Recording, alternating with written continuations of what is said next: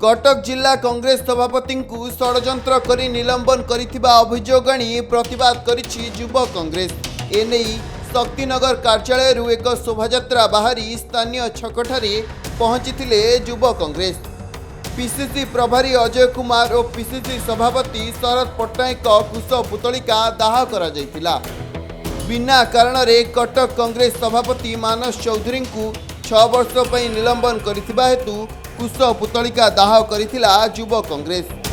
तेबे कांग्रेस को बीजेडी पाखरे बिक्री करा जायतिबा मानस चौधरी अभियोग आनिथिले। एही घटना को नहीं तांकु जानी सुनी एभली निलंबित करा जायछि बोली प्रतिक्रिया रखिचंती कटक कांग्रेस युवकर्मी।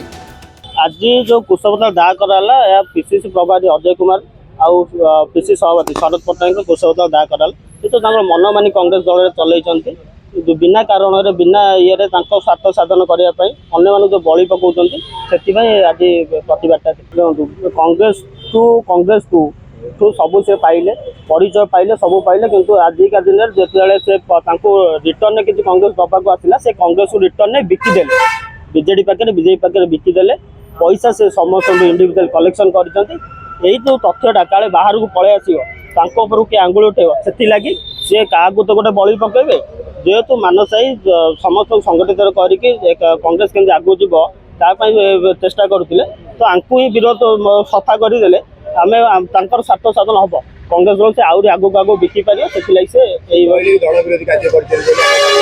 जदि कांग्रेस दल संगठित करवा दल विरोधी कार्य ताले ठीक अच्छे आम मानुचु ये चलू। कटक रु आरित कुमार महापात्र रिपोर्ट खबर ओडिशा।